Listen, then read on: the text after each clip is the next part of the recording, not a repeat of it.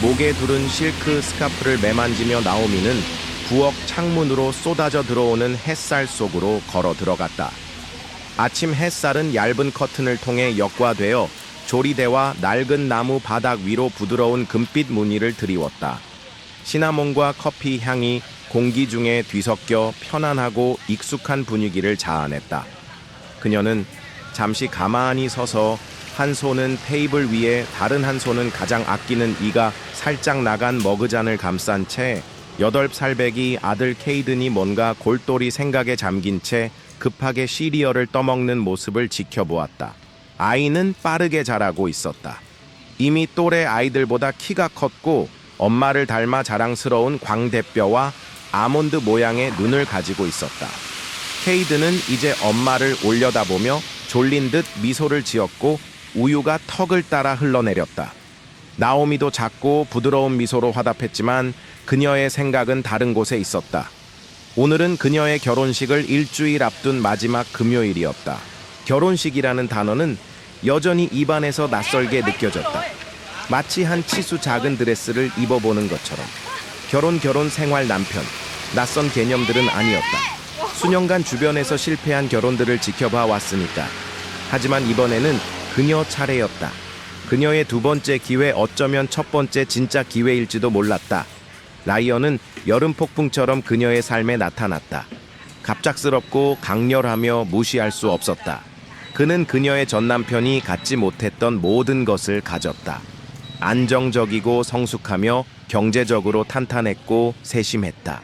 그녀는 거의 1년 전 자선 모금 행사에서 그를 만났다. 그는 가식으로 가득 찬 사람들 사이에서 등대처럼 돋보였다. 다른 사람들은 그녀를 그저 평범한 화장품 브랜드를 가진 싱글맘이자 흑인 사업가로 훑어보았지만 라이언은 그녀가 중요한 사람인 것처럼 다가왔다. 어쩌면 그것이 첫 번째 경고 신호였을지도 모른다. 하지만 너무 오랫동안 모든 것을 혼자 짊어지느라 지쳐있던 나오미는 그것을 놓쳤다. 아니, 어쩌면 애써 외면했을지도 모른다. 그들의 로맨스는 영화처럼 정교하게 펼쳐졌다. 심야의 전화통화, 즉흥적인 주말 여행, 사려 깊은 선물들, 그리고 그녀를 안심시키고 신뢰하게 만든 편안한 대화. 그는 심지어 나오미가 놀랄 정도로 케이든과도 잘 어울렸다. 학교 생활에 대해 묻고 케이든이 가장 좋아하는 색깔을 기억했으며 함께 햄버거를 먹으러 가거나 영화를 보러 가기도 했다. 몇 달 동안 나오미는 긴장한 채로 언제 다른 속셈이 드러날까 기다렸지만 아직까지는 그런 일이 없었다. 청혼은 그들이 만난 지 6개월 후 타호 호수가 내려다 보이는 발코니에서 별이 쏟아지는 하늘 아래 이루어졌다. 나오미는 이 모든 것이 너무나 비현실적이어서 눈물을 흘렸다. 그녀는 예라고 대답했고 난생 처음으로 누군가가 자신의 아들 때문이 아니라 두 번째 선택으로서가 아니라 미래의 중심으로 자신을 선택했다고 믿었다. 이제 결혼식이 며칠 앞으로 다가왔다. 라이언은 결혼식 준비를 자신이 맡겠다고 주장했다. 나오미, 당신은 이미 충분히 많은 일을 해왔어요. 이건 내가 당신을 위해 하게 해줘요. 그가 그녀의 얼굴을 두 손으로 감싸며 말했다. 숨 좀 돌릴 시간이에요. 그녀는 동의했다. 솔직히 지쳐 있었기 때문이다. 육아와 사업을 병행하는 것에 지쳤고 자신의 존재 모든 부분을 협상하는 것에 지쳤다. 다른 누군가에게 책임을 맡기는 것은 천국처럼 느껴졌다. 하지만 천국조차도 가면을 쓸 수 있었다. 한 주가 지나면서 나오미는 드레스 피팅, 브라이덜 파티, 케이크, 시식, 그리고 자신이 보내지 않은 이메일의 소용돌이에 휩쓸렸다.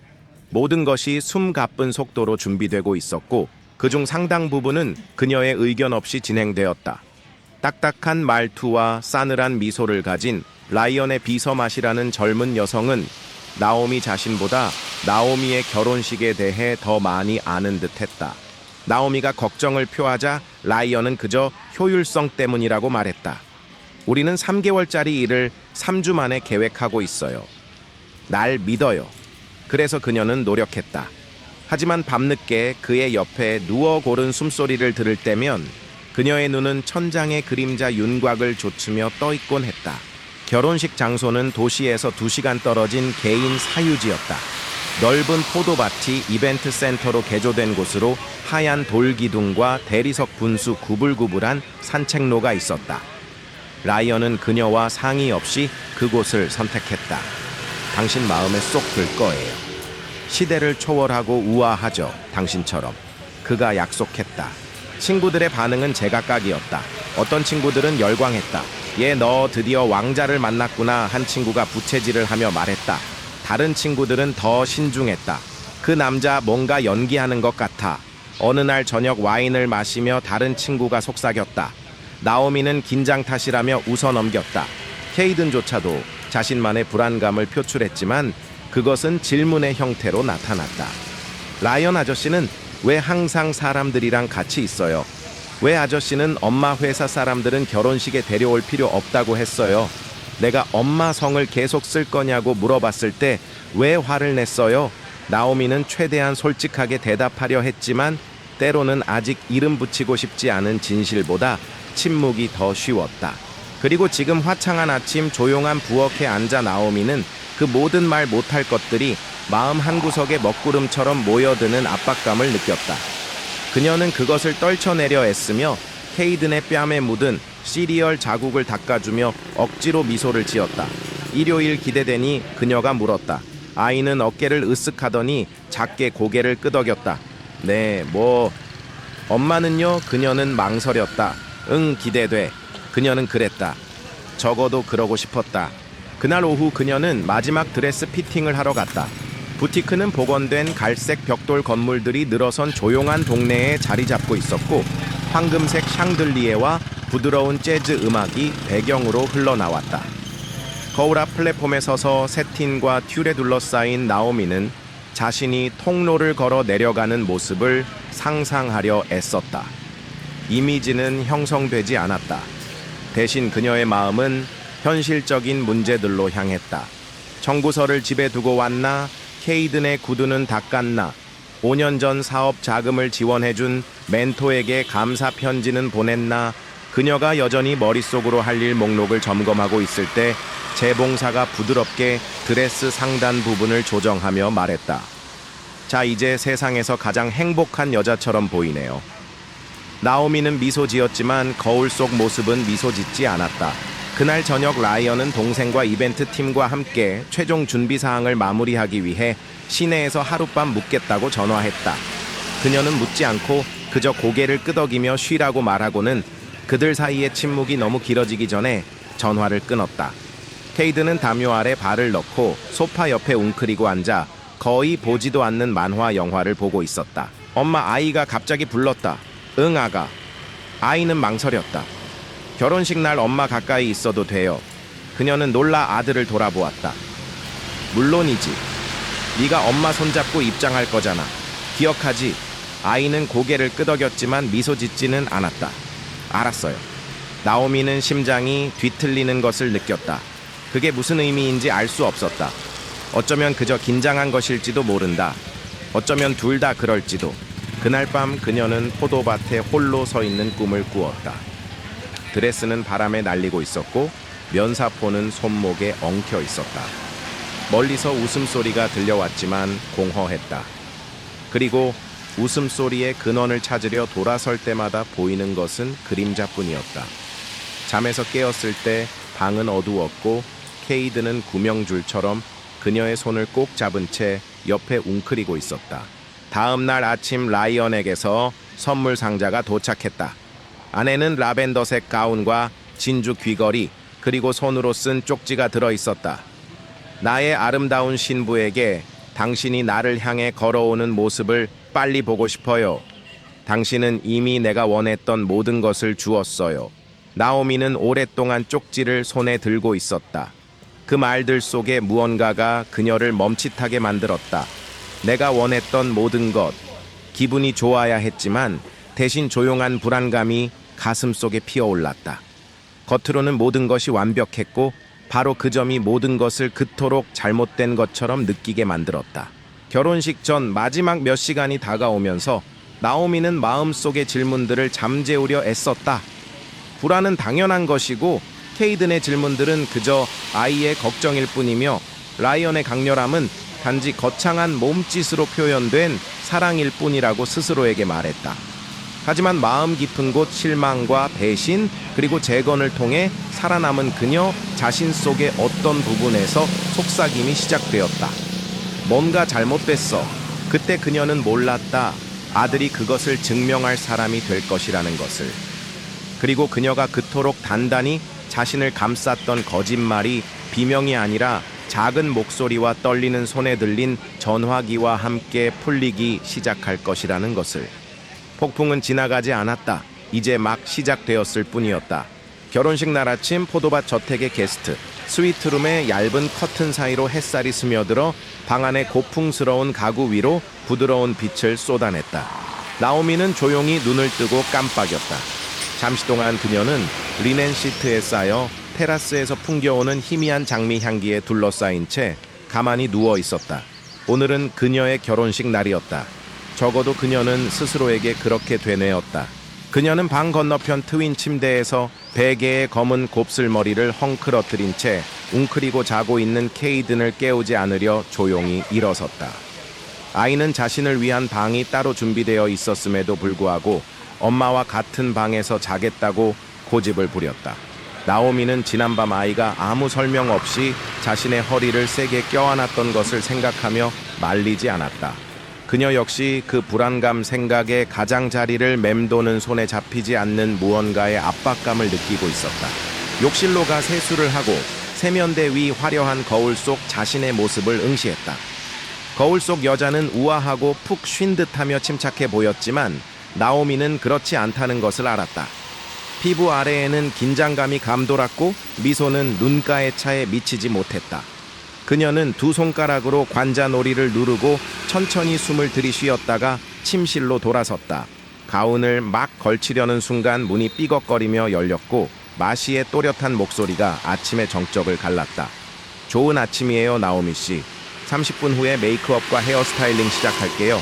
아침 식사는 곧 가져다 드릴 거고요. 스무디 마음에 드실 거예요.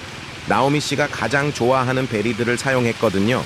나오미는 젊은 여성이 방으로 들어서는 속도와 밝음에 정신이 번쩍 들며 눈을 깜빡였다. 고마워요, 마시. 그녀는 담요 속에서 뒤척이는 케이든 쪽을 흘끗 보며 중얼거렸다. 라이언 씨가 오늘 아무것도 걱정하지 말라고 전해달라고 하셨어요. 모든 것이 다 준비되어 있대요. 마시가 외운 듯한 미소를 지으며 덧붙였다. 그는 이미 아래층에서 동생분과 이벤트 기획자와 함께 있어요. 일정을 분 단위로 짜 놓으셨더라고요. 나오미는 억지로 고개를 끄덕였지만 뱃속은 흥분이 아니라 뭔가 더 탁한 감정으로 울렁거렸다. 그녀는 자신의 삶의 모든 세부 사항 일정, 케이든의 학교 숙제 사업 재고 세금 등을 관리하는 데 익숙했다. 하지만 이 모든 행사는 마치 다른 누군가의 지휘봉에 의해 모든 음표가 미리 정해진 교향곡처럼 진행되고 있었다.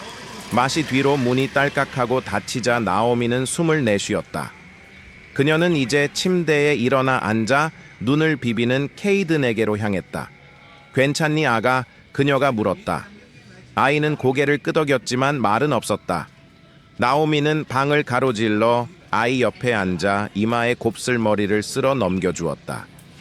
아이의 피부는 따뜻했고 미간은 살짝 찌푸려져 있었다. 네가 원하지 않으면 꼭 식에 참여하지 않아도 돼. 그녀가 부드럽게 말했다. 바꿀 수 있어. 케이든은 그때 나오미를 바라보았다. 그 깊고 탐색적인 눈이 그녀를 꿰뚫어 보는 듯했다.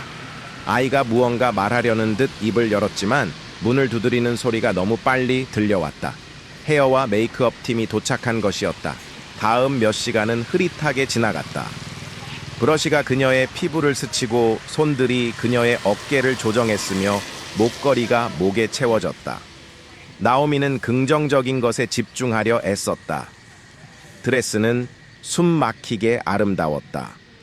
라이언이 보낸 귀걸이는 쇄골에서 섬세하게 반짝였고 햇살은 모든 것을 최상의 방식으로 비현실적으로 보이게 했다.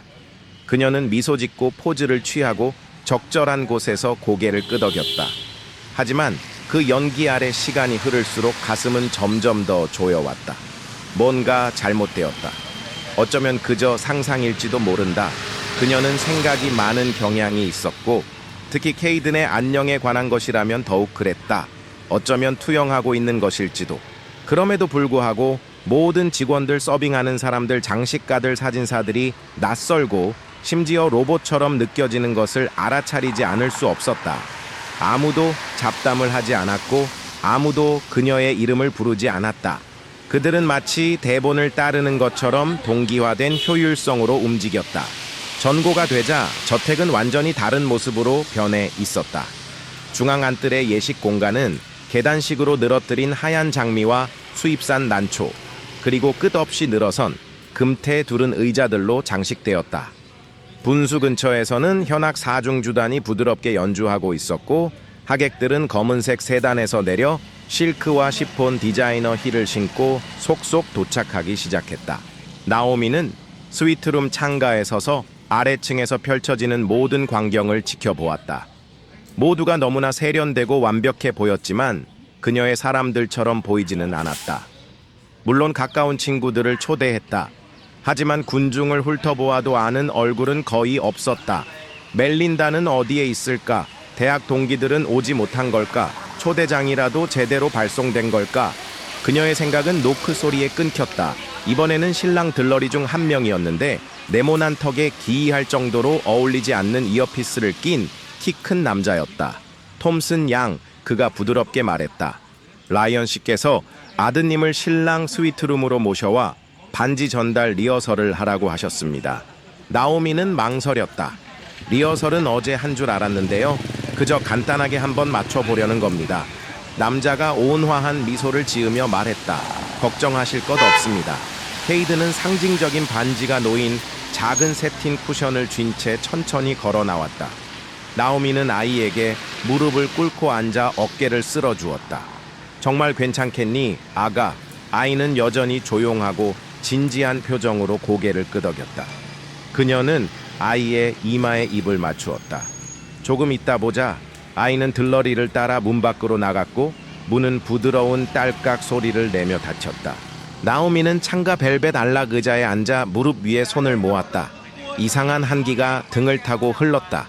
어디서 온 것인지 알 수 없었다. 아래층에서는 라이언이 능숙한 매력으로 하객들을 맞이하고 있었다. 그는 검은색 라펠이 달린 흰색 턱시도를 입고 있었고 붉은색 포켓 스퀘어가 완벽하게 접혀 있었다. 그의 미소는 빛났지만 눈은 계산적으로 군중을 훑고 있었다. 그를 모르는 사람들에게 그는 자신의 순간을 만끽하는 다정한 신랑처럼 보였다. 사실 그는 시계를 보고 있었다. 그리고 그 순간 케이드는 신랑 스위트룸에 있지 않았다.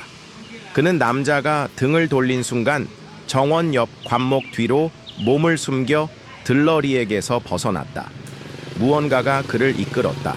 본능이었을까? 아니면 그보다 정의하기 힘든 무언가였을까? 며칠 동안 그는 그것이 점점 커지는 것을 느꼈다. 모든 웃음과 몸짓 속에 스며든 잘못된 느낌의 기류. 그리고 이제 예식이 몇 분 앞으로 다가오자 그는 그것을 무시할 수 없었다.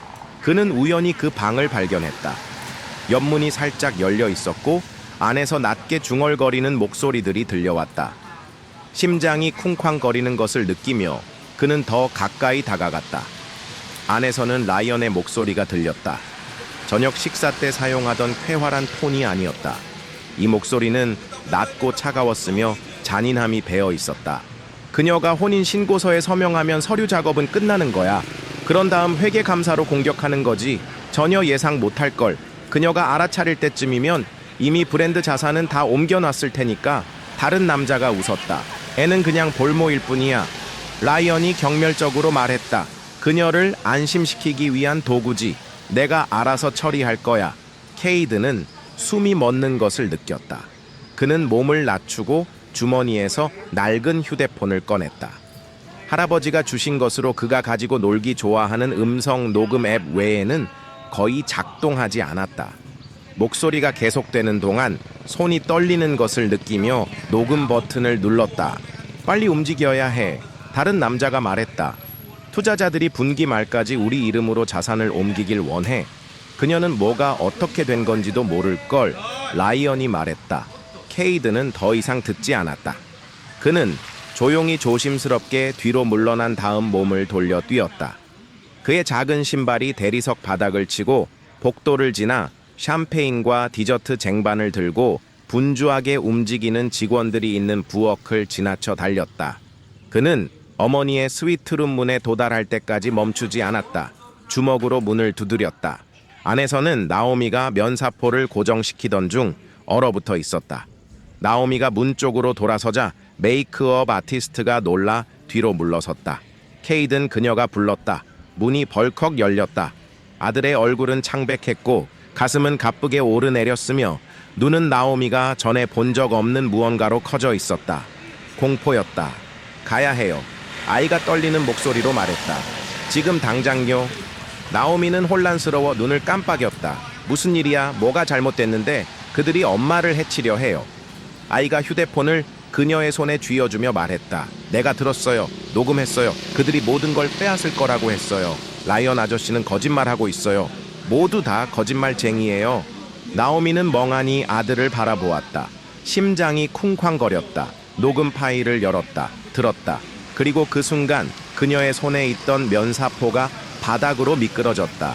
입안이 바싹 마르고 심장이 거칠게 뛰기 시작했다. 이 모든 것이 현실이 아니길 바랐지만 라이언의 차갑고 계산적인 목소리는 너무나 명확했다. 그녀는 날 믿어. 모든 걸 빼앗을 거야. 꼬마는 그냥 도구일 뿐이고. 한 단어 한 단어가 비수처럼 그녀의 가슴에 박혔다. 겉으로는 완벽해 보였던 모든 것들, 그의 매력 세심함 화려한 결혼식 준비, 이 모든 것이 치밀하게 계획된 사기극의 일부였다는 사실이 믿기지 않았다. 그녀는 오랫동안 혼자 모든 것을 짊어지며 살아왔고 라이언은 그런 그녀에게 나타난 한 줄기 빛과 같았다. 그 빛이 사실은 자신을 파멸시키기 위한 함정이었다니. 케이드는 여전히 창백한 얼굴로 그녀를 올려다보고 있었다. 아이의 눈에는 두려움과 함께 엄마를 지키려는 어린아이답지 않은 결연함이 서려 있었다. 나오미는 떨리는 손으로 휴대폰을 다시 한번 움켜쥐었다. 지금은 슬픔이나 배신감에 잠겨 있을 시간이 없었다. 아들의 용기가 그녀에게 정신을 차리라고 소리치고 있었다. 언제 들은 거야? 그녀는 아이의 눈을 맞추며 속삭였다. 목소리는 겨우 나왔지만 그 안에는 이미 차가운 분노가 서리기 시작했다. 방금요. 최대한 빨리 뛰어왔어요. 케이든이 더듬거리며 말했다. 나오미는 천천히 고개를 끄덕였다. 머릿속이 빠르게 회전했다. 더 이상 들을 필요도 물을 필요도 없었다. 엄마로서의 본능이 이성이 따라잡기도 전에 발동했다. 떠나야 했다. 지금 당장. 그녀는 일어서서 거울 옆 작은 옷장으로 향했다. 아침 일찍 신었던 플랫 슈즈가 드레스 가방 밑단 아래에 놓여 있었다. 피부 아래에서부터 차오르는 공황감을 애써 감추며 우아하게 하이힐을 벗고 운동화에 발을 밀어 넣었다. 떨리기 시작하는 손가락으로 신발끈을 단단히 조였다. 메이크업 아티스트가 걱정스러운 표정으로 다시 다가왔다. 무슨 일 있으세요? 나오미는 대답하지 않았다. 대신 케이든의 손을 잡고 꽉 쥐었다. 설명할 시간이 없었다. 스위트룸을 나서자 결혼식장의 소음이 그들을 덮쳤다. 바이올린 소리, 중얼거리는 목소리들, 유리잔 부딪히는 소리, 웃음소리. 아래층 안뜰에서는 하객들이 이미 자리에 앉기 시작하고 있었다. 하얀 꽃집들이 눈처럼 통로를 뒤덮었고 라이언은 재단에 서서 시계를 확인하며 여전히 침착한 자세를 유지하고 있었다. 나오미는 케이든의 손을 더욱 꽉 잡았다. 그들은 신부 스위트룸에서 멀어져 직원 통로로 이어지는 옆 복도로 조용하지만 빠르게 움직였다. 나오미의 머리는 탈출구를 계산하려 애썼지만 모든 복도가 함정처럼 느껴졌다. 그녀는 저택 구조를 몰랐다. 세부 사항을 감독할 수도 없었다. 라이언과 그의 사람들이 모든 것을 통제했고 이제야 그 이유를 알 것 같았다. 모퉁이를 돌다가 샴페인 잔이 가득 담긴 쟁반을 든 나이든 케이터링 직원과 거의 부딪힐 뻔했다. 나오미는 미안하다고 중얼거리고는 계속 걸었다. 눈은 카메라 비상구 표시 탈출에 도움이 될 만한 모든 것을 찾고 있었다. 케이든이 그녀의 팔을 잡아당겼다. 엄마 뒤쪽 부엌에 주차장으로 열리는 문이 있는 것 같아요.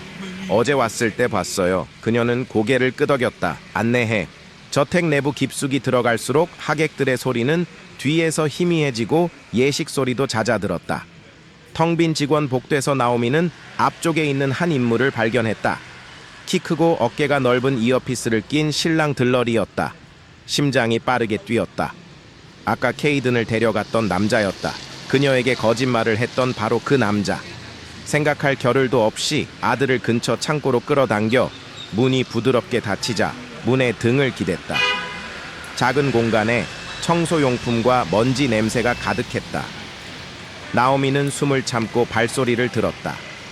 발소리가 천천히 지나가더니 희미해졌다. 그녀는 떨리는 숨을 내쉬고 아들을 돌아보았다. 여기서 나갈 거야.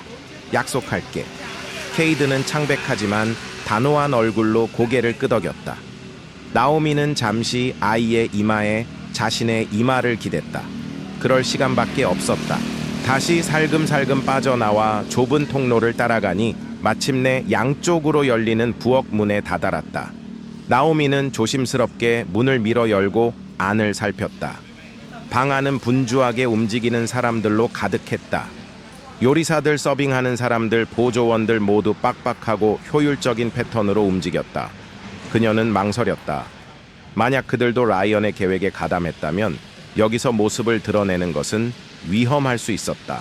하지만 그때 뒤편에서 딱딱한 자세로 팔짱을 낀 채 서 있는 한 여성 조리사를 보았다. 40대 중반의 흑인 여성이었고 드레드락 머리를 동그랗게 말아 올렸다. 방 건너편에서 그들의 시선이 마주쳤다. 나오미는 말하지 않았다. 그럴 필요도 없었다. 말없는 무언가가 그들 사이에 오갔다. 여성은 아주 작게 고개를 끄덕이더니 비상구 쪽으로 머리를 까딱했다. 나오미는 케이든의 손을 꽉 쥐고 앞으로 달려나가 테이블과 카트 사이를 헤치고 나아갔다.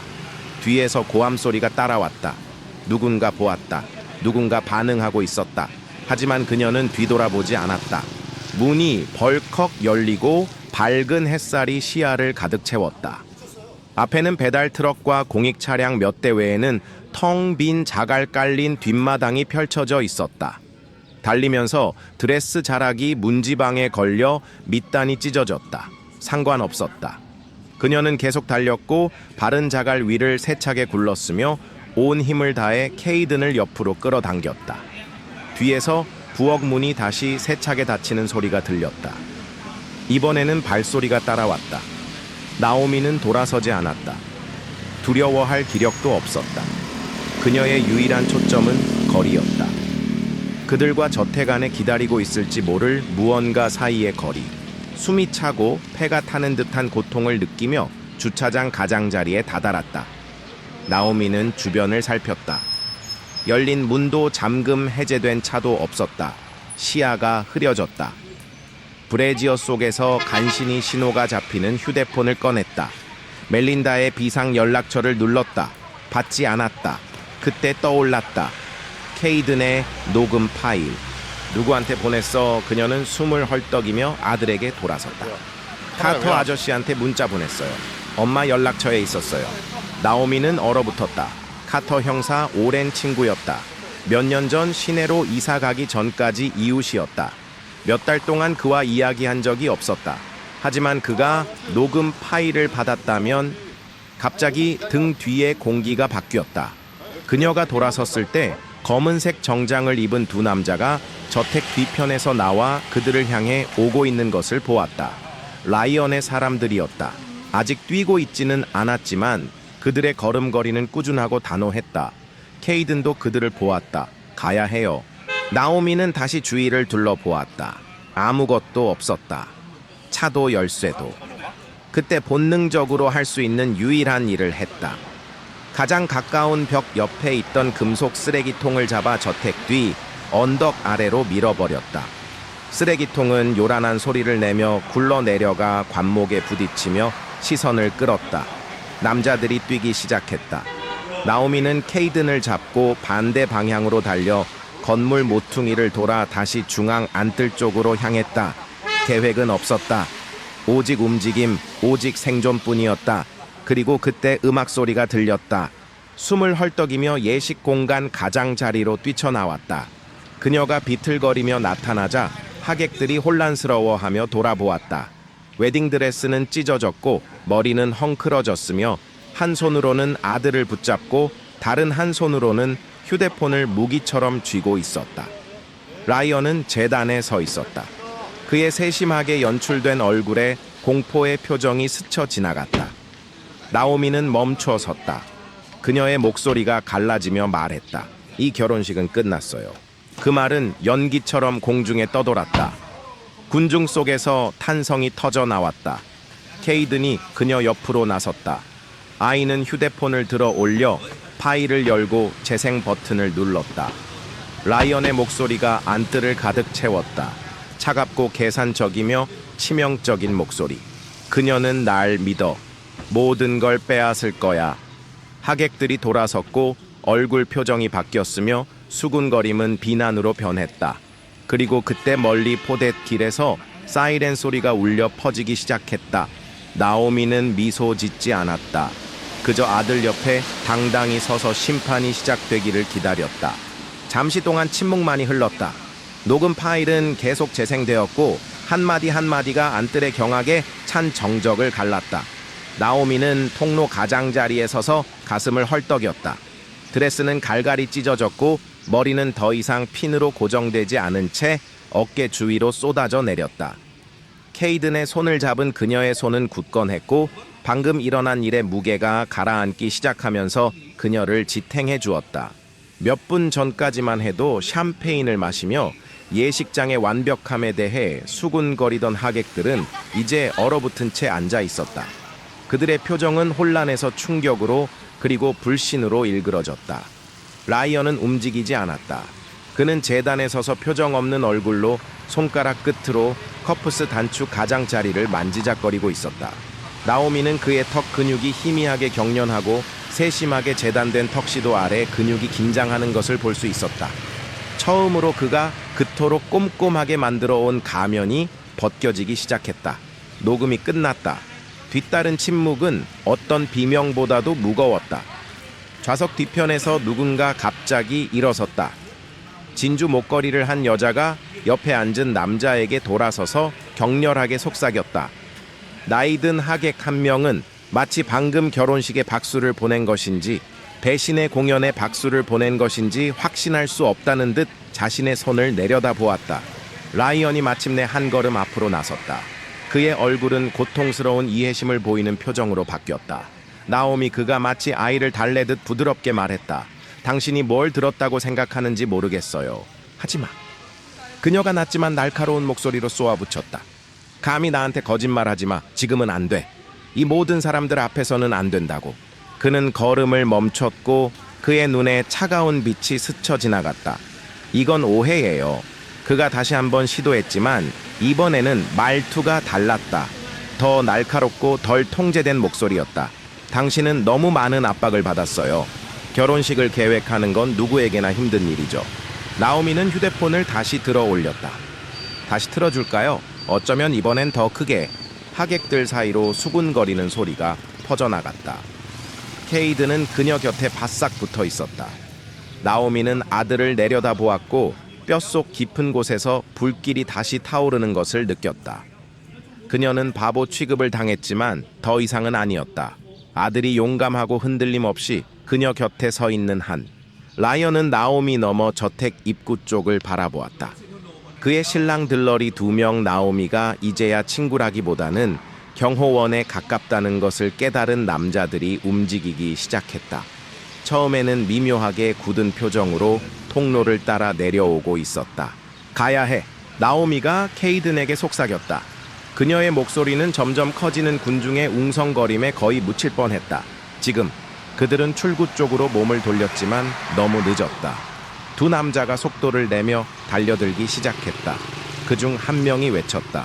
톰슨 양, 제발요, 잠시 이야기 좀 해야겠습니다. 나오미는 망설이지 않았다. 케이든을 잡고 뛰었다. 안뜰에서 멀어지는 길은 저택 옆을 돌아 나오미가 예식장 둘러볼 때 거의 기억하지 못했던 작은 장미 정원으로 이어졌다. 그녀의 발은 자갈길 위를 세차게 굴렀고 드레스는 모든 모서리에 걸렸으며 드레스 자락은 후퇴의 깃발처럼 뒤에서 찢어졌다. 케이드는 아무 말 없이 그녀 옆에서 뛰었고 그의 작은 손은 그녀의 손에 꽉 쥐어져 있었다. 뒤에서 발소리가 빨라졌다. 정원을 통해 고함 소리가 울려 퍼졌다. 어딘가에서 누군가 비명을 질렀다. 나오미의 폐가 타는 듯 했다. 몸은 쉬고 싶다고 소리쳤지만 머리는 그렇지 않다는 것을 알았다. 만약 지금 잡힌다면 사과나 설명으로 끝나지 않을 것이다. 라이언의 눈빛이 모든 것을 확인시켜 주었다. 그는 체면을 차리려는 것이 아니었다. 그는 그녀를 침묵시키려 하고 있었다. 그들은 관목으로 늘어선 옆길로 방향을 틀어 나무 아치 아래로 몸을 숙이고는 작고 손질되지 않은 온실로 뛰어들었다. 나오미는 뒤에서 문을 세차게 닫고 걸쇠를 걸고는 문틀에 몸을 기댔다. 밖에서 남자들의 발소리가 느려졌다. 나오미 씨 그중 한 명이 마치 겁먹은 동물을 대하듯 차분하고 거만한 목소리로 불렀다. 너무 과민 반응하시는군요. 그냥 이야기 좀 합시다. 모든 걸 망치실 거예요. 케이드는 창백하지만 단호한 얼굴로 엄마를 올려다 보았다. 나오미는 대답하지 않았다. 휴대폰을 꺼내 시간을 확인했다. 카터 형사가 메시지를 받았기를 그가 오고 있기를 간절히 기도했다. 갑자기 문에 무언가 세게 부딪히는 소리에 그녀는 깜짝 놀랐다. 나무가 삐걱거리며 부서지는 소리가 났다. 시간이 별로 없어. 그녀가 케이든에게 속삭였다. 다른 출구를 찾아야 해. 그들은 온실을 샅샅이 살폈다. 먼지 쌓인 유리창이 지붕을 덮고 있었고 덩굴이 낡은 강철 지지대를 감고 있었다. 먼 쪽 구석에 녹슨 문이 살짝 열려 있었는데 공구 창고나 정비 통로로 이어지는 듯했다. 분석할 시간이 없었다. 케이든을 잡고 그쪽으로 달려가는 순간 등 뒤에 주 출입문이 부서졌다. 다시 한번 밝은 햇살 속으로 뛰쳐나왔다. 이번에는 쌓인 상자와 정원 도구들로 늘어선 좁은 공익 통로였다. 공기는 비료와 금속 냄새로 가득했다. 그 길은 예식장에서 가장 먼 저택 남쪽 가장자리로 이어졌다. 나오미는 앞쪽 관목 너머로 틈새를 그 너머로 희미하게 보이는 길을 볼 수 있었다. 거의 다 왔어. 그녀가 헐떡였다. 하지만 운은 그들 편이 아니었다. 관목 바로 너머로 검은색 무표지 밴 한 대가 나타났고 엔진 소리가 났고 일정했다. 운전사 복장을 한 남자가 내려 그녀를 똑바로 쳐다보았다. 그의 표정은 변하지 않았다. 그는 허리춤에 있는 무언가에 손을 뻗었다. 그녀는 그것이 무엇인지 확인하려 멈추지 않았다. 이쪽이야. 그녀가 외치며 케이든을 오른쪽으로 끌어당겼다. 포도밭 줄기로 이어지는 경사로였다. 포도밭은 광대했고 수 에이커에 걸쳐 포도나무가 완벽한 대칭으로 뻗어 있었다. 그것은 축복이자 저주였다. 숨을 곳은 있었지만 동시에 덫에 걸릴 곳도 있었다. 줄은 좁고 고르지 않았으며 빠르게 움직이기 어려웠다. 그들은 한 줄기 사이로 몸을 숙였고 나무잎이 얼굴을 스쳤다. 나오미는 케이든을 옆으로 끌어당기며 몸을 낮췄다. 가슴이 거칠게 뛰었다. 멀리서 들려오는 발소리는 그들이 포위되고 있음을 알려주었다. 그리고 그때 저택 문 너머에서 감히 바라지도 못했던 소리가 들려왔다. 사이렌 소리였다. 높고 날카로우며 틀림없는 소리가 초 단위로 점점 더 커지고 있었다. 나오미는 눈을 크게 뜨고 고개를 돌렸다. 소리는 아직 멀었지만 제 시간에 그들에게 도달하지 못할 만큼 멀지는 않았다. 그녀는 떨리는 손으로 다시 휴대폰을 꺼내 카터에게 재다이얼했다.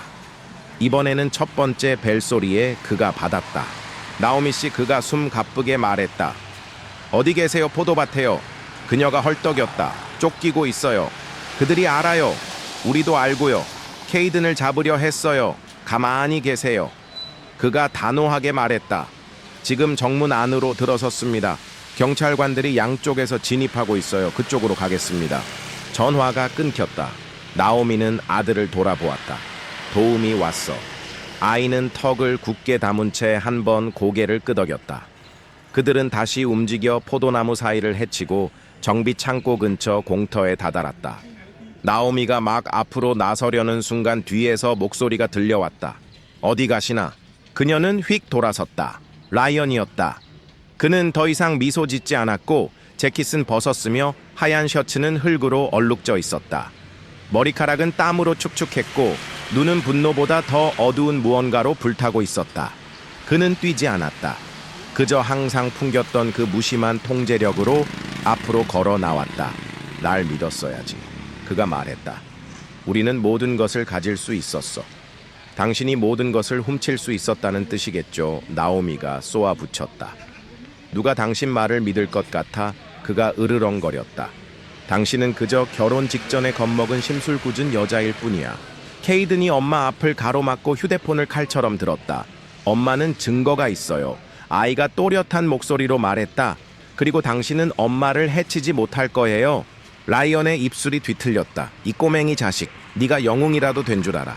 그가 한 걸음 더 내딛기도 전에 군화 소리가 공터를 가득 채웠다.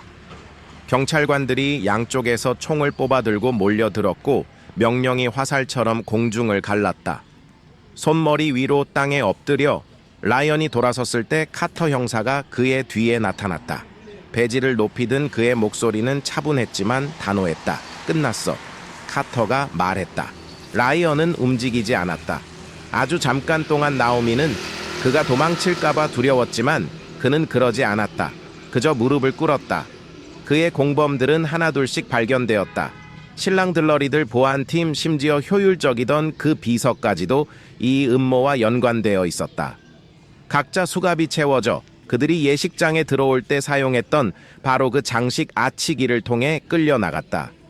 하객들은 잔디밭에 서서 자신들의 완벽했던 결혼식이 대규모 범죄 현장으로 변하는 것을 만견자실한 표정으로 지켜보았다. 나오미는 아들 곁에 서 있었다. 가슴은 여전히 아드레날린으로 거칠게 오르내렸다. 하지만 그녀 안에 무언가가 변해 있었다. 그녀는 사냥감이었다. 이제 그녀는 생존자였다. 케이드는 엄마를 올려다보았고 그의 눈은 맹렬하고 자랑스러웠다. 그녀는 아들을 품에 끌어안고 꼭 안았다. 사이렌 소리가 멀리 사라지는 동안 아이의 작은 몸이 그녀를 땅에 단단히 붙들어 매주었다. 등 뒤에서 통로를 장식했던 하얀 장미들이 열기 속에 시들기 시작했다. 이른 오후에 마지막 사이렌 소리가 사라진 후에도 뒤따른 침묵은 귀가 먹먹할 정도였다. 나오미는 여전히 케이든을 보호하듯 팔로 감싸 안고 서 있었다. 그들의 그림자는 밝은 포도밭 햇살 아래 길고 불안정하게 드리워져 있었다. 주변에서 결혼식은 범죄 현장이 되어 있었다. 제복을 입은 경찰관들이 무정위에서 흘러나오는 잡음과 함께 체계적으로 움직였고 수갑 채우는 소리가 불안한 정적을 갈랐다. 하객들은 만견자실한 혼란 속에서 밖으로 안내되었다. 어떤 이들은 여전히 믿을 수 없다는 표정이었고 다른 이들은 휴대폰을 움켜쥔 채 틀림없이 친구들에게 문자를 보내거나 사건의 뒷이야기를 녹화하고 있었다. 마법은 깨졌고 남은 것은 잔해뿐이었다. 나오미의 다리는 아팠다. 한때 우아하고 세심하게 맞춰졌던 드레스는 이제 갈갈이 찢어진 차에 늘어져 있었고 옷자락은 흙과 땀으로 젖어 있었다. 그날 아침 완벽하게 화장했던 얼굴은 마스카라와 마른 눈물로 얼룩져 있었다. 그럼에도 불구하고 그녀는 똑바로 서서 피로에 무너지지 않으려 애썼다. 그럴 수 없었다. 아직은. 카터 형사가 다가왔다.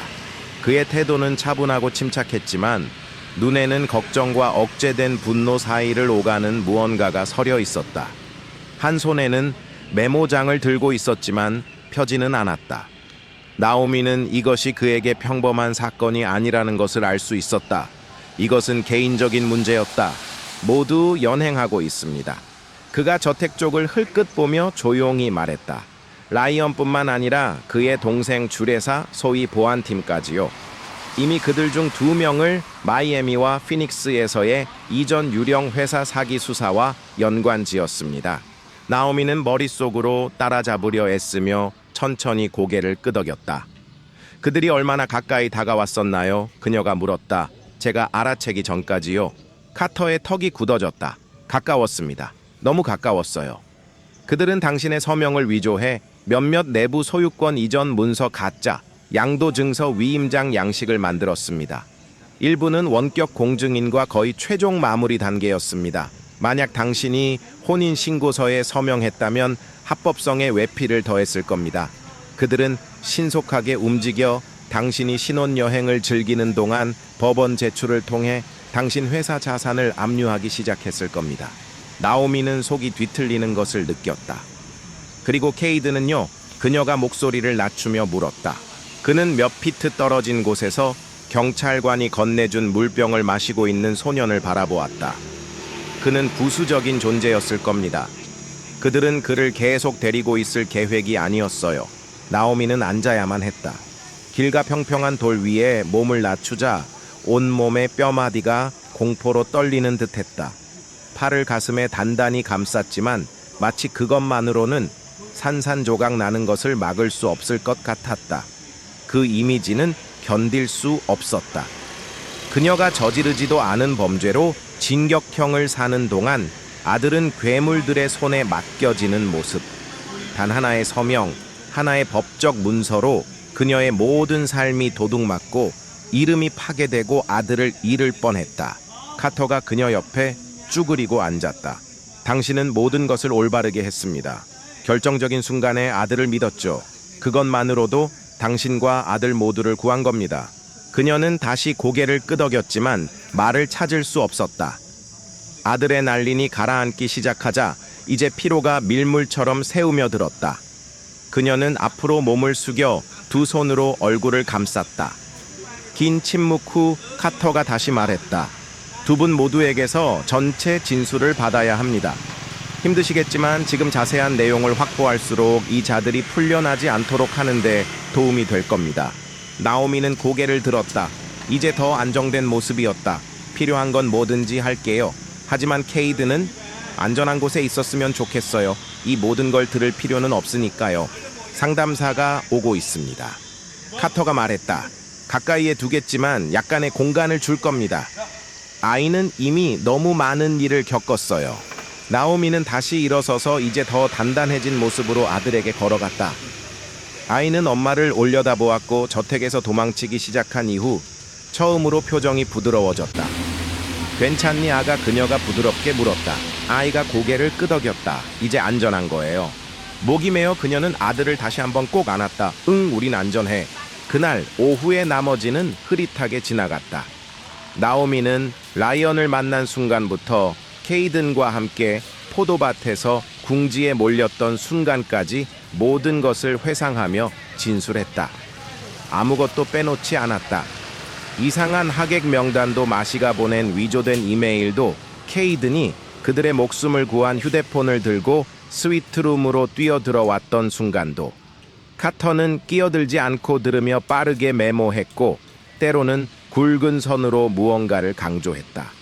다른 경찰관들은 법의학팀과 함께 집 안을 돌아다니며 증거물을 사진 찍고 봉투에 담았으며 라이언이 사용했던 방들에서 버려진 휴대폰 파일, 노트북 등을 수거했다. 한때 깨끗했던 저택은 이제 커튼이 떨어진 후의 무대처럼 보였고 항상 그래왔던 환상임이 드러났다. 밖에서는 기자들이 저택 정문에 모여들기 시작했다. 소문은 빠르게 퍼져나갔다. 결혼식이 범죄 현장으로 변한 사건은 너무나 흥미로운 이야기여서 무시할 수 없었다. 드론이 하늘에서 윙윙거렸고 관목 너머로 플래시가 터졌다. 나오미는 자신의 이름이 온라인에 뜨고 얼굴이 헤드라인에 붙는 것은 시간 문제라는 것을 알았다. 그녀는 더 이상 나오미 톰슨 사업가일 뿐만 아니라 도망친 신부 또는 결혼 사기 생존자가 될 것이었다. 그녀의 이야기는 낯선 사람들에 의해 소비되고 토론되고 공유될 것이었다. 하지만 이상하게도 그녀는 신경 쓰지 않았다. 그들이 뭐라고 하든 상관없었다. 그녀에게는 아들이 있었고 자유가 있었으며 진실이 있었다. 마침내 저택 부지를 떠날 때 그들은 표식 없는 경찰 SUV를 탔다. 케이드는 뒷좌석에서 엄마 옆에 앉아 조용하지만 정신을 바짝 차린 채 엄마 손을 잡고 있었다. 나오미는 좌석에 머리를 기대고 구불구불한 길을 바라보았다. 몸은 아팠고 눈은 건조했으며 마음은 쉴 새 없이 돌아갔다. 카터 형사가 직접 그들을 경찰서로 데려다 주었다.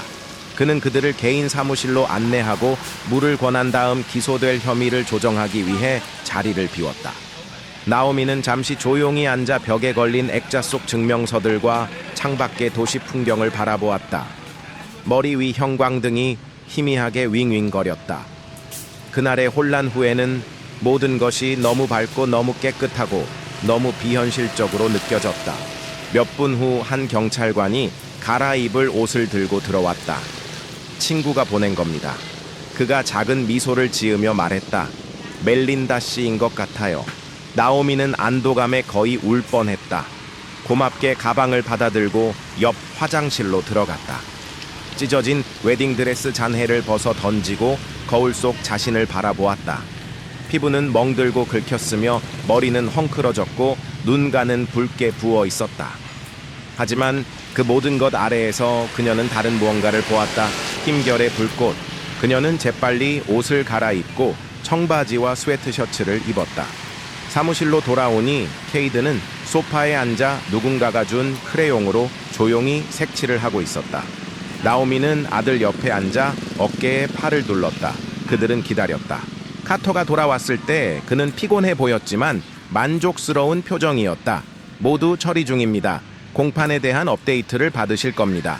언론의 압박이 있을 수 있지만 케이든의 신원은 모든 것에서 삭제했습니다. 원하지 않으시면 언론과 이야기할 필요 없습니다. 감사합니다. 나오미가 조용히 말했다. 카터는 고개를 끄덕였다. 진심입니다, 나오미 씨. 당신과 아드님 오늘 하신 일은 용기가 필요했습니다. 자신을 보호했을 뿐만 아니라 아마도 몇 년 동안 활동해온 조직을 막은 겁니다. 나오미는 희미하게 미소 지었다. 그저 제 아이의 말을 들었을 뿐이에요. 카터의 표정이 부드러워졌다. 지금까지 하신 일 중 가장 현명한 판단이었습니다. 그들이 경찰서를 나설 때 해가 도시 스카이라인 뒤로 막 지기 시작하고 있었다. 공기는 이제 더 시원했고 이른 저녁의 황금빛 안개가 포장도로 위로 긴 그림자를 드리웠다. 나오미는 케이든의 손을 잡고 밖으로 나섰다. 그들의 발걸음은 느리고 무거웠지만 자유로웠다. 다음에 무엇이 올지 전혀 알 수 없었다. 그녀의 사업은 면밀한 감사가 필요할 것이고 개인 정보는 침해당했으며 아마도 몇 주 어쩌면 몇 달 동안 법적 정리가 필요할 것이었다. 하지만 그 무엇도 그녀를 두렵게 하지 않았다. 더 이상은. 케이드는 걸으면서 엄마를 올려다보았다. 우리 그곳에 다시 가야 해요? 그가 부드럽게 물었다. 아니, 그녀가 즉시 말했다. 우리는 절대 그곳에 다시 갈 필요 없어. 다행이다. 그들은 횡단보도에서 신호를 기다리며 멈춰 섰다. 나오미는 아들을 내려다보았고 그날 처음으로 진심으로 미소 지었다. 오늘 정말 대단했어. 그녀가 말했다. 네가 날 구했어. 아이는 올려다보았고 그의 눈은 나이보다 더 성숙해 보였다. 우리가 서로를 구한 거예요. 신호등이 바뀌었고 그들은 손을 잡고 길을 건넜다. 등 뒤에서 도시는 계속 움직였고 그 도시의 가장 조용한 시민 2명이 대부분의 사람들이 평생 알지 못할 어둠보다 더 어두운 무언가를 막 마주했다는 사실을 알지 못했다. 하지만 그들은 함께 마주했고 이겨냈다. 다음 날 아침 나오미와 케이든이 밤을 보낸 호텔 스위트룸의 반쯤 열린 블라인드 사이로 햇살이 부드럽게 스며들었다. 그곳은 경찰서에서 수사가 계속되는 동안 비밀리에 제공한 소박한 곳이었다. 몇 시간 전에 도망쳐 나온 저택처럼 샹들리어나 실크시트 세련된 대리석이나 통일된 장식은 없었다. 그저 조용하고 중성적인 벽과 갓 세탁한 리넨 향기뿐이었다. 하지만 나오미에게는 그곳이 세상에서 가장 안전한 곳이었다. 그녀는 거의 잠을 이루지 못했다. 하룻밤의 휴식으로는 치유될 수 없는 종류의 피로였다. 몸은 쑤셨지만 정신은 모든 세부사항, 모든 거짓말, 모든 거의를 되새기며 또렷했다. 케이드는 여전히 담요 아래 웅크린 채 한 손을 뺨 아래 괴고 자고 있었다.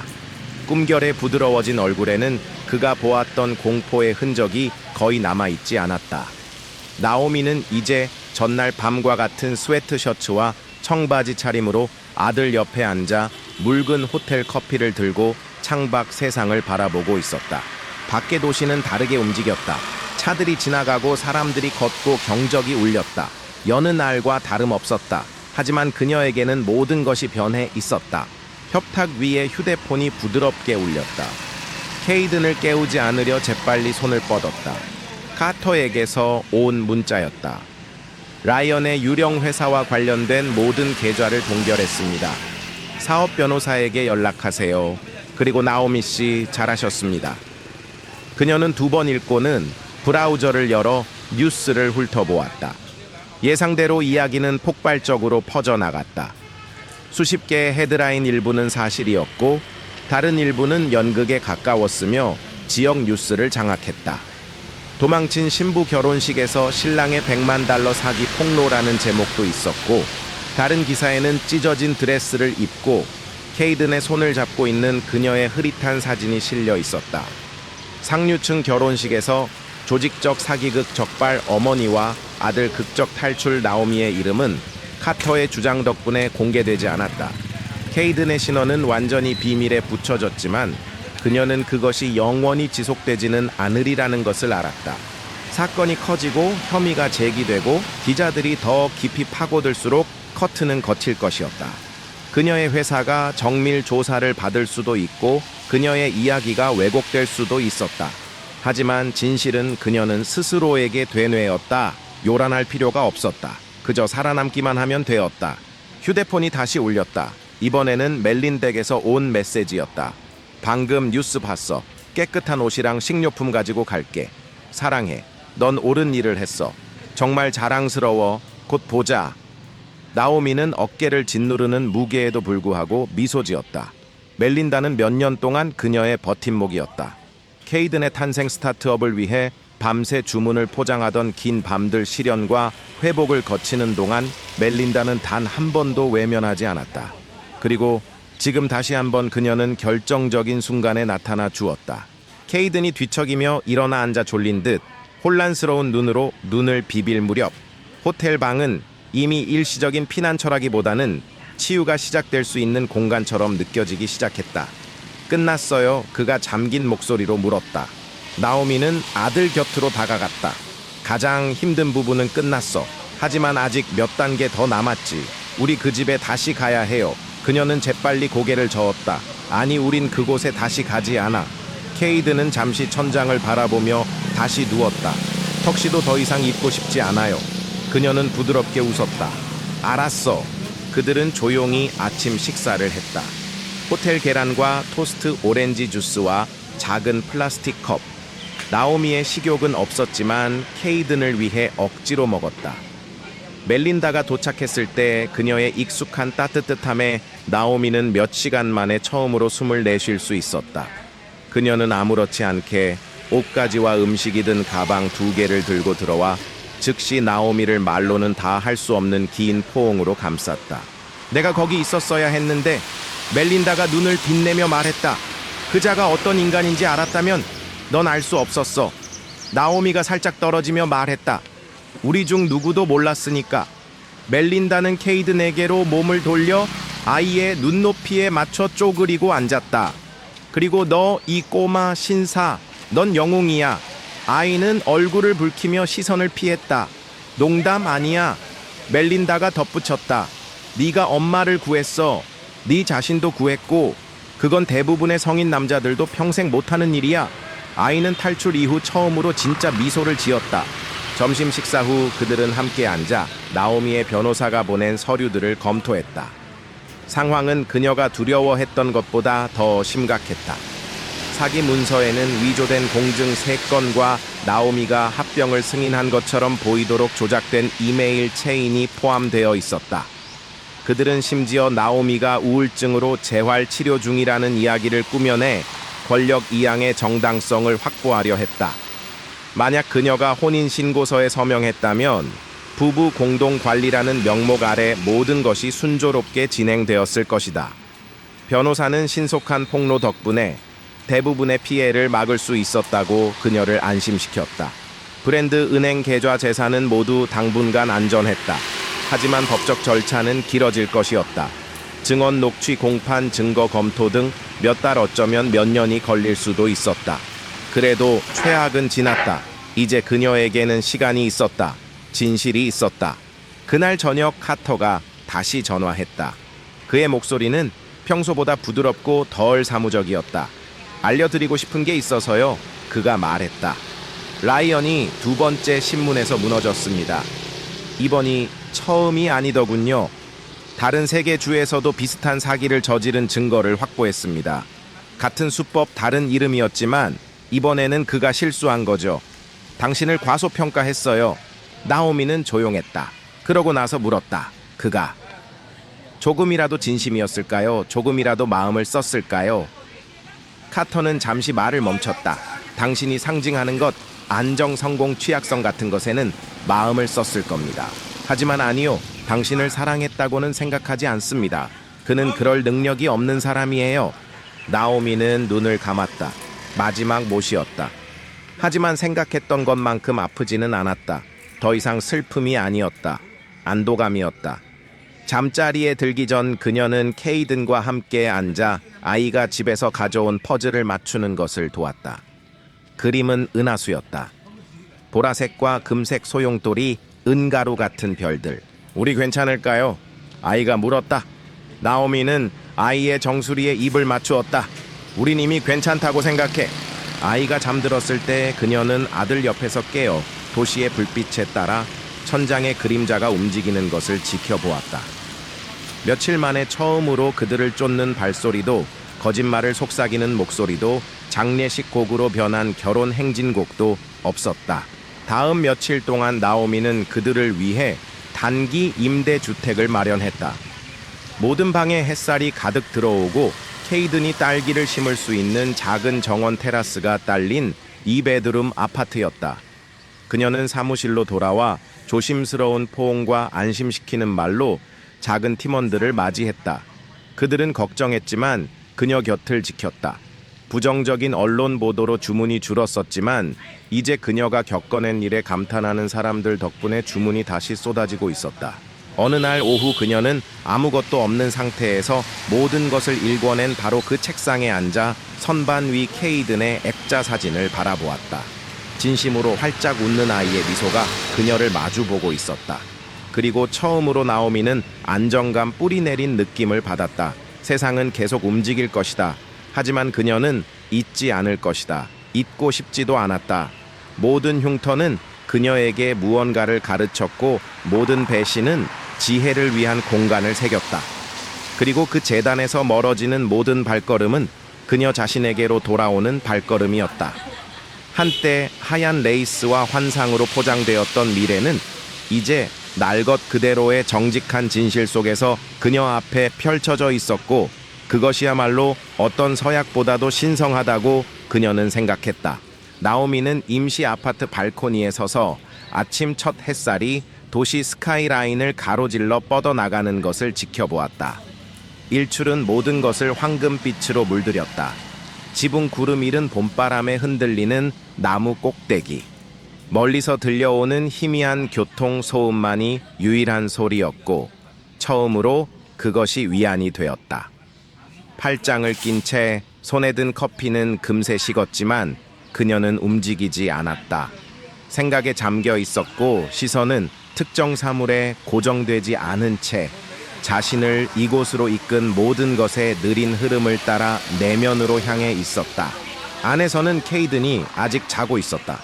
밤새 이불을 걷어차 버렸고 작은 몸은 시트에 엉킨 채 베개에 뺨을 대고 나오미가 결혼식 전에는 본 적 없는 평화로운 자세로 널브러져 있었다. 아니, 결혼식이라고 생각하지 않았다. 그녀는 더 이상 그런 식으로 생각하지 않았다. 그날 그 드레스, 그 장소는 그 단어를 받을 자격이 없었다. 그것은 연기였고 함정이었다. 그 앞에서 그녀와 케이든이 했던 일이 진짜였다. 지난 2주 동안 그녀는 피해를 막으면서 모든 것을 이해하려 애썼다. 변호사는 혐의가 처리 중이라고 확인해 주었다. 지방검사는 사건을 적극적으로 추진할 계획이었다. 라이언과 그의 사기 조직의 폭로는 대중의 분노 이상을 불러일으켰다. 투자자들을 당혹스럽게 했고 이전의 무대응으로 인해 법 집행 기관이 공범처럼 보이게 했으며 주 경계를 넘나드는 유사한 사기에 대한 광범위한 수사를 촉발했다. 나오미는 이미 여러 차례 녹취 진술을 했고 찾을 수 있는 모든 문서를 제출했다. 카터는 약속대로 그녀에게 필요한 것 이상을 압박하지 않으면서 계속해서 상황을 알려주었다. 그는 그녀가 안심이나 지원이 필요할 때마다 부서의 자원을 이용할 수 있도록 해주었다. 그녀는 배지를 단 사람에게는 불가능하다고 생각했던 방식으로 그를 신뢰하기 시작했다. 그가 그녀를 구하는 데 도움을 주었기 때문만은 아니었다. 그가 듣고 믿고 행동했기 때문이었다. 언론의 압박은 다소 잠잠해졌다. 나오미의 이름은 결국 유출되었지만 그녀가 한 일은 아니었다. 라이언의 전 동료가 타블로이드의 이야기를 팔았고 그 기사에는 나오미가 기소 명령을 신청한 후 법원 계단에서 케이든의 손을 잡고 있는 흐릿한 사진이 실려 있었다. 기사는 부정확한 내용으로 가득 차 있었고 그녀가 돈을 노리고 접근했다가 배신한 여자이며 브랜드를 홍보하기 위해 드라마를 꾸몄다고 주장했다. 하지만 대부분의 독자들은 믿지 않았다. 진짜 이야기는 이미 사람들의 마음을 움직였다. 속고표적이 된 싱글맘이 변호사나 경호원이 아닌 아들과 진실로 맞서 싸운 이야기. 그것이 사람들이 원했던 이야기였고 그들에게 남은 이야기였다. 브랜드는 스캔들로 인해 처음에는 주문이 급감했지만 이제 나오미가 예상치 못했던 현상, 즉 급증을 경험하고 있었다. 전국 각지에서 여성들이 지지 메시지 비슷한 배신 이야기 목소리를 내줘서 고맙다는 감사, 그리고 그녀 같은 사람이 이끄는 회사 제품을 계속 구매하겠다는 약속으로 그녀의 받은 편지함을 가득 채웠다. 때로는 관심이 부담스러웠다. 그녀는 상징이 되고 싶지 않았다. 그저 자신의 삶을 되찾고 싶었을 뿐이다. 하지만 이제 그녀는 그 책임을 이해했다. 그녀의 생존은 다른 사람들에게 믿을 만한 무언가를 주었고 그녀는 자신과 케이든을 위해 그것을 존중해야 했다. 그녀는 아파트로 돌아와 발코니 문을 닫았다. 그 소리에 케이든이 잠에서 깼다. 그는 눈을 깜빡이며 엄마를 올려다보고는 몸을 쭉 폈다. 벌써 아침이에요. 잠이 덜 깬 목소리로 중얼거렸다. 응. 그녀가 부드러운 미소를 지으며 말했다. 하지만 원하면 더 자도 돼. 오늘 학교 안 가잖아. 그는 천천히 일어나 앉았다. 이따 공원에 가도 돼요, 물론이지. 그녀가 말했다. 점심도 가져가자. 그는 고개를 끄덕이고는 다시 누워 이불을 머리끝까지 뒤집어 썼다. 나오미는 작은 부엌으로 들어가 커피를 다시 데웠다. 익숙하고 안정감을 주는 향기가 방 안을 가득 채웠다. 불과 몇 주 만에 얼마나 많은 것이 변했는지, 삶이 얼마나 빨리 풀리고 다시 꿰매지기 시작했는지 생각했다. 그날 늦은 아침 그들은 함께 공원을 걸었다. 공기는 시원했지만 춥지는 않았고 길게는 봄꽃이 피어 있었다. 케이드는 앞서 달려가며 다른 아이가 벤치 근처에 두고 간 축구공을 차며 웃었다. 나오미는 아들을 바라보았고 자부심과 슬픔으로 가슴이 벅차올랐다. 아이는 너무 빨리 어른이 되어 아이라면 겪지 말아야 할 일들을 이해해야 했다. 하지만 아이는 강팍해지지 않았다. 빛을 잃지 않았다. 그들은 나무 아래 앉아 샌드위치를 먹었다. 케이드는 공책을 꺼내 무언가를 그리기 시작했다. 그의 새로운 가장 좋아하는 습관이었다. 그것이 생각을 정리하는데 도움이 된다고 했다.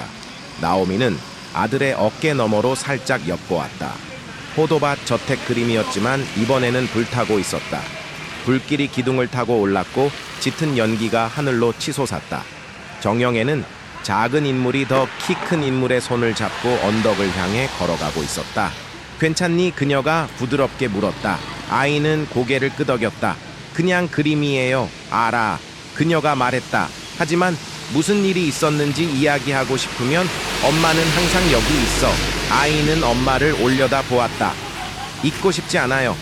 그냥 더 이상 무서워하고 싶지 않아요. 나오미는 손을 뻗어 아이의 이마에서 머리카락 한 가닥을 쓸어 넘겨주었다. 용감하고 솔직하구나. 그 사람이 아직도 우리 생각할까요? 아이가 물었다. 라이언 케이드는 고개를 끄덕였다. 나오미는 깊은 숨을 내쉬었다. 어쩌면. 하지만 그건 중요하지 않아. 왜냐하면 우리는 우리가 남기고 온 것이 아니라 다음에 올 것을 생각하고 있으니까. 아이는 잠시 조용하더니 말했다. 다른 사람한테도 또 그런 일이 일어날 수 있을까요? 그녀는 바로 대답하지 않았다. 시선은 나무 위 하늘을 찾았다. 매 한 마리가 조용하고 힘차게 머리 위를 날고 있었다. 나쁜 사람들이 항상 나빠 보이지는 않는 것 같아. 마침내 그녀가 말했다. 그리고 좋은 사람들이 항상 완벽해 보이지도 않지. 하지만 우리는 배우잖아. 전에는 보지 못했던 것들을 보고 다음번에는 우리 자신을 믿는 거지. 아이는 그 말을 받아들이는 듯 했다. 그날 밤 저녁 식사 후 나오미는 차 한 잔을 들고 책상에 앉아 새로운 아이디어를 구상하기 시작했다. 처음에는 아무에게도 심지어 멜린덱에도 말하지 않았다. 재판 심리가 시작된 이후로 계속 생각해 오던 것이었다. 그녀는 약탈적인 금융사기를 당한 여성 사업가들을 위한 자원센터를 만들고 싶었다. 배우고 공유하고 자신을 더 잘 방어할 수 있는 곳. 그녀에게 편지를 보낸 많은 여성들이 비슷한 조종 이야기, 안전을 약속했지만 파괴를 가져온 남자들에게 회사나 집 명예를 잃은 이야기를 공유했다. 이름은 쉽게 떠올랐다. 리클레임, 리클. 여성들이 사업 안전 신뢰의 소유권을 되찾는 공간. 그녀는 사명 선언문을 작성하고 기본 제안서를 요약했으며 신뢰하는 몇몇 연락처, 즉 언론인 법률 옹호자 기업가들에게 연락하기 시작했다. 반응은 거의 즉각적이었다. 일주일 만에 자금 지원 강연 행사 법률 지원 워크숍에 대한 약속을 받아냈다. 카터는 그녀에게 멘토십을 제공한 비영리 단체 이사를 소개해 주었다. 멜린다는 묻지도 않고 홍보 코디네이터 역할을 맡았다. 나오미는 밤늦게까지 일했지만 이번에는 일처럼 느껴지지 않았다. 목적처럼 느껴졌다. 어느 날 저녁 노트북을 닫고 기지개를 켜는데 케이든이 문가에 서서 눈을 비비고 있는 것을 발견했다. 이상한 꿈을 꿨어요. 아이가 말했다. 얘기하고 싶니? 아이는 고개를 끄덕였다. 어두운 방에 있었는데 문을 못 찾았어요. 그런데 엄마 목소리가 기억나서 빛이 조금 보였어요.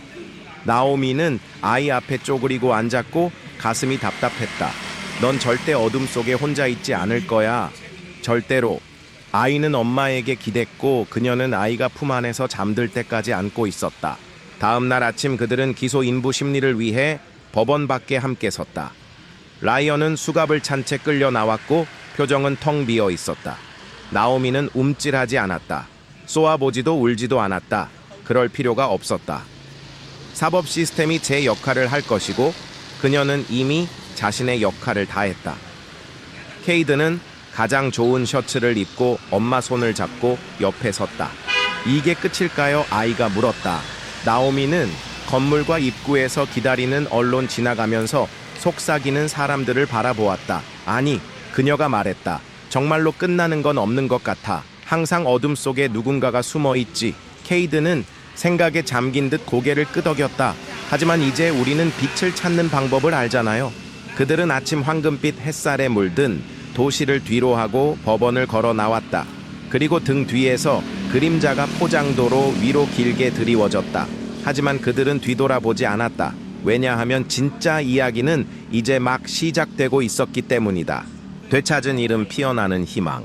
라이언의 기소 인부 심리가 있던 날 이후 나오미의 삶은 폭풍이 지나간 자리에 새싹이 돋아나듯 조심스럽지만 단단하게 새로운 국면을 맞이하고 있었다. 법원 앞에서의 짧지만 강렬했던 순간은 그녀에게 어떤 전환점과도 같았다.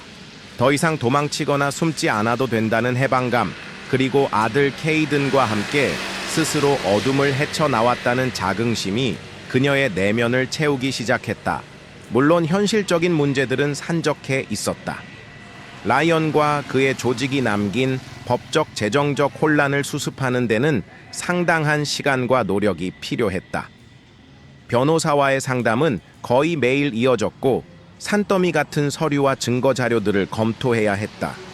그녀의 사업체 나오미 코스메틱은 언론의 과도한 관심과 악의적인 루머로 인해 한동안 어려움을 겪기도 했다. 하지만 나오미는 좌절하지 않았다. 오히려 이 모든 시련이 그녀를 더욱 강하게 만들고 있었다. 가장 큰 변화는 그녀의 마음가짐이었다. 예전에 나오미가 어떻게든 살아남기 위해 아들을 지키기 위해 고군분투했다면 이제의 나오미는 자신이 겪은 고통을 다른 이들을 위한 희망으로 바꾸고자 하는 열망에 차 있었다.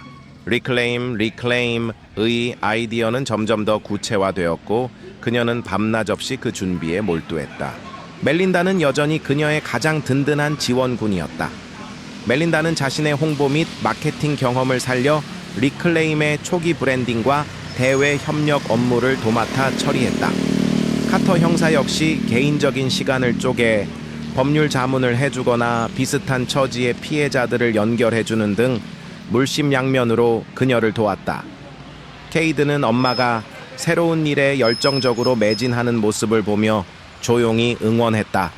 아이는 때때로 나오미의 사무실 한쪽에서 그림을 그리거나 숙제를 하면서 엄마의 곁을 지켰고, 그런 아들의 존재 자체가 나오미에게는 가장 큰 힘이 되었다. 몇 달간의 숨가쁜 준비 끝에 마침내 리클레임이 공식적으로 출범하는 날이 왔다. 작은 강당을 빌려 열린 출범식에는 생각보다 많은 사람들이 참석했다.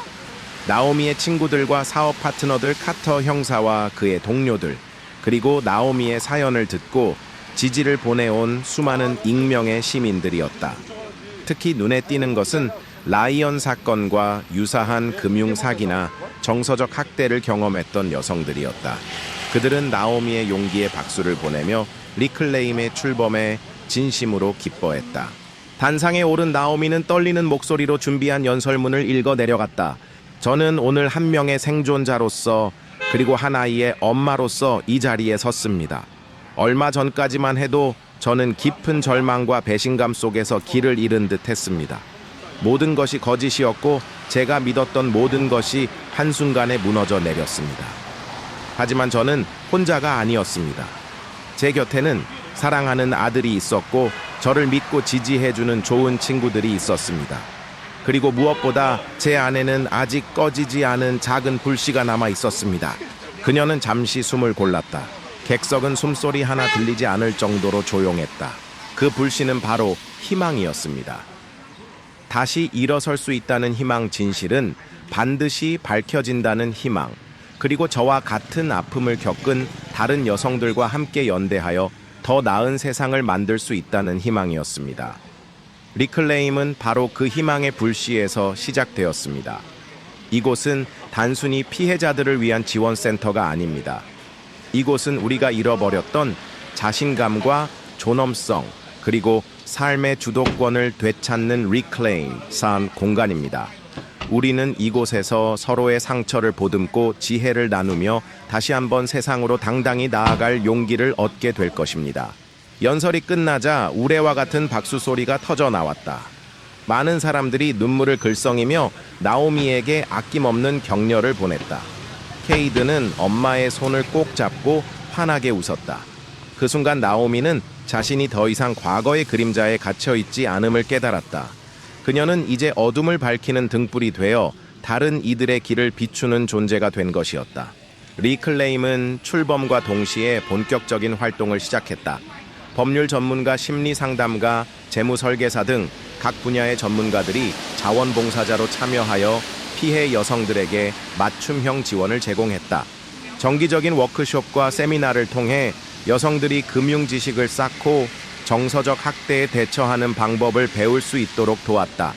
또한 비슷한 경험을 가진 여성들이 서로의 이야기를 나누고 지지하는 자조 모임도 활발하게 운영되었다. 나오미는 리클레임의 대표로서 누구보다 바쁜 나날을 보냈지만 하루하루가 보람과 감사로 가득했다. 그녀는 자신의 경험을 바탕으로 피해 여성들의 이야기에 진심으로 귀 기울였고, 그들이 다시 일어설 수 있도록 따뜻한 격려와 실질적인 도움을 아끼지 않았다. 그녀의 진정성 있는 모습은 많은 사람들에게 감동을 주었고, 리클레임은 빠르게 사회적으로 중요한 기관으로 인정받기 시작했다. 그러던 중 리클레임의 한 통의 편지가 도착했다. 편지를 보낸 사람은 몇 년 전 나오미와 비슷한 수법의 결혼 사기를 당해 모든 것을 잃고 절망에 빠져 있던 중년 여성이었다. 그녀는 나오미의 이야기를 통해 용기를 얻었고, 리클레임의 도움을 받아 법적 대응을 시작하여 마침내 가해자로부터 일부 피해를 배상받을 수 있게 되었다고 했다. 편지에는 그녀의 눈물 어린 감사와 함께 이제 자신도 리클레임의 자원봉사자로 참여하여 다른 피해 여성들을 돕고 싶다는 간절한 소망이 담겨 있었다. 그 편지를 읽으며 나오미는 눈물을 흘렸다. 그것은 슬픔의 눈물이 아니라 깊은 감동과 연대의 눈물이었다. 그녀의 작은 날갯짓이 누군가에게는 새로운 삶을 살아갈 용기를 주었고 그 용기가 또 다른 희망의 씨앗이 되어 퍼져나가고 있다는 사실에 가슴이 벅차올랐다. 한편 라이언과 그의 공범들에 대한 재판은 몇 년에 걸쳐 지루하게 이어졌다. 그들은 온갖 수단과 방법을 동원하여 혐의를 부인하고 형량을 줄이려 애썼지만 나오미와 케이든의 용기 있는 증언 그리고 카터 형사팀이 확보한 명백한 증거들 앞에서 결국 법의 심판을 피할 수는 없었다. 라이언은 중형을 선고받았고 그의 범죄 조직은 와해되었다. 정의는 더디지만 반드시 실현된다는 것을 다시 한번 증명하는 순간이었다. 나오미는 판결 소식을 담담하게 받아들였다. 더 이상 그들에 대한 분노나 미움은 남아있지 않았다. 그들은 이미 그녀의 삶에서 지워진 존재들이었다. 시간이 흘러 케이드는 훌쩍 자라 고등학생이 되었다. 아이는 여전히 그림 그리기를 좋아했고 때로는 엄마의 리클레임 활동을 돕기도 했다.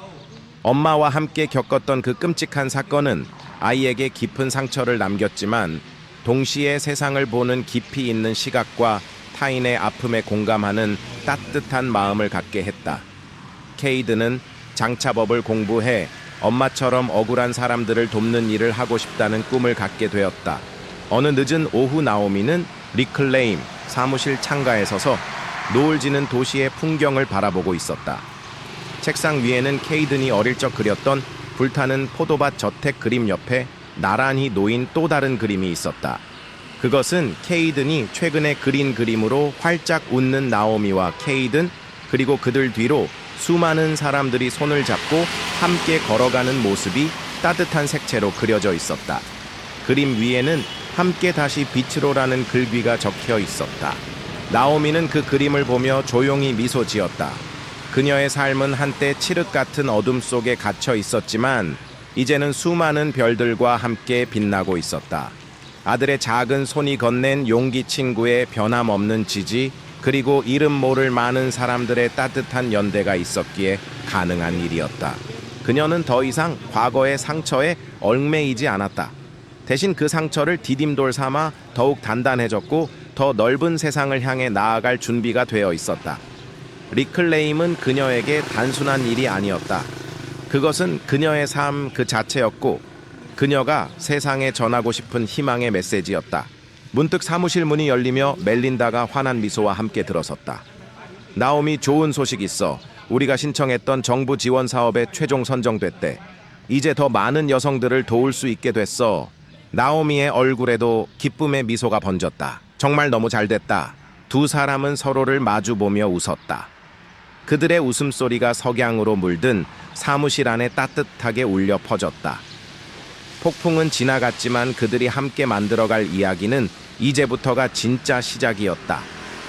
되찾은 이름으로 그들은 세상에 더 많은 희망의 빛을 피워낼 것이었다. 그리고 그 빛은 결코 꺼지지 않을 것이었다. 영원한 울림 이어지는 빛, 정부 지원 사업 선정이라는 기쁜 소식이 있은 후로도 또다시 10여 년의 세월이 흘렀다.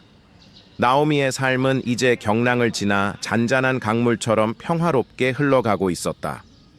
리클레임은 나오미의 헌신과 멜린다 카터 형사를 비롯한 많은 이들의 도움 그리고 사회적인 지지 속에서 눈부시게 성장하여 이제는 전국적인 규모의 여성 인권 및 경제 자립 지원 기관으로 확고히 자리매김했다. 나오미는 여전히 리클레임의 대표직을 맡고 있었지만 이제는 실무보다는 정책 자문과 대외 협력 그리고 후배 양성에 더 많은 시간을 쏟고 있었다. 그녀의 경험과 지혜는 리클레임을 찾는 수많은 여성들에게 등대와 같은 역할을 했다. 케이드는 어릴 적 꿈대로 법대에 진학했고 우수한 성적으로 졸업한 후 인권 변호사의 길을 걷고 있었다.